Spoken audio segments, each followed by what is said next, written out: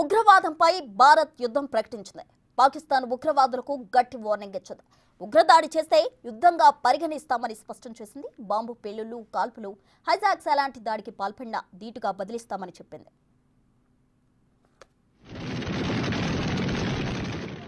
ఉగ్రవాదులకు red line గీసిన భారత్ గీత దాటితే ఊరుకునేది లేదని వార్నింగ్.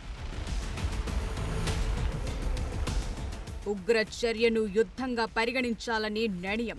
బాంబు పేలుళ్లు, కాల్పులు, హైజాక్స్, సైబర్, బయోకెమికల్ అటాక్స్ ఏవైనా ఉగ్రదాడుల కిందే లెక్క. ఉగ్రవాద చర్యలకు తగ్గట్టుగా స్పందించాలని డెసిషన్. టెర్రర్ అటాక్స్ ఎట్టి పరిస్థితుల్లో సహించేది లేదని, ఇకపై ఎక్కడ ఏ చిన్న టెర్రర్ అటాక్ జరిగినా యుద్ధం తప్పదని స్ట్రాంగ్ వార్నింగ్ ఇచ్చింది.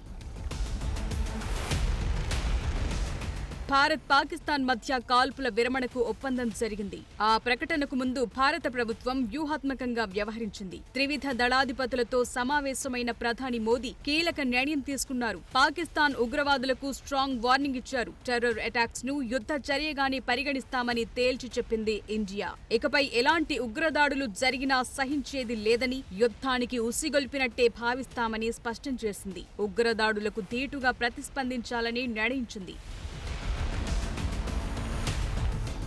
పెహల్గాంలో ఉగ్రదాడికి ప్రతీకార చర్యగా ఆపరేషన్ సింధూర్ చేపట్టింది భారత్. పాకిస్తాన్ గడ్డపై ఉన్న పాక్ ఆక్రమిత జమ్మూ కశ్మీర్లోని ఉగ్ర స్థావరాలను టార్గెట్ చేసింది. ఆ తరువాత పాకిస్తాన్ వరుస కాల్పులకు తెగబడింది. డ్రోన్లు, మిసైళ్లతో దాడులకు విఫల యత్నం చేసింది. పాకిస్తాన్ దాడిని భారత రక్షణ దళం సమర్థంగా తిప్పికొట్టింది. రెచ్చగొట్టే ధోరణితో వ్యవహరిస్తోన్న పాక్కు గట్టిగా బదులిచ్చింది. అక్కడి వైమానిక వ్యవస్థ స్థావరాలపై ప్రతిదాడులు చేసింది. అయినా పాకిస్తాన్ రెచ్చగొట్టే తీరును వదులుకోలేదు. వరుసగా 3 రోజుల పాటు భారత సైనిక స్థావరాలు, పౌర ప్రాంతాలపై డ్రోన్లు, క్షిపణి దాడులు చేసింది. అందుకు దీటుగా మరిన్ని కౌంటర్ అటాక్స్ చేశాయి మన బలగాలు. పాకిస్తాన్ ఉగ్రవాదాన్ని పెంచి పోషిస్తోంది. పాక్ ఆర్మీకి ఉగ్రవాదులతో నేరుగా సంబంధాలున్నాయి. పాకిస్తాన్ ఆక్రమిత జమ్మూ కశ్మీర్లో ఉగ్రవాద గ్రూపులకు లాజిస్టికల్ మద్దతిస్తోంది. ట్రైనింగ్, ఫండింగ్ కూడా అందిస్తోందని భారత సైనిక నిఘా వర్గాలు ఆధారాలతో చూపించాయి. పాకిస్తాన్లోని కొన్ని ఉగ్రవాద శిబిరాలు, సైనిక స్థావరాలు కంటోన్మెంట్లకు దగ్గరగా ఉన్నాయి. దీన్ని బట్టి చూస్తే ఉగ్రవాదులకు పాకిస్తాన్ సైన్యం అండ ఉందన్న అనుమానాలు బలపడుతున్నాయి. ఓవైపు ఉగ్రవాదాన్ని ప్రోత్సహిస్తూ అంతర్జాతీయ వేదికలపై మాత్రం బాధ్యత గల దేశంగా నటిస్తూ వస్తోంది పాకిస్తాన్.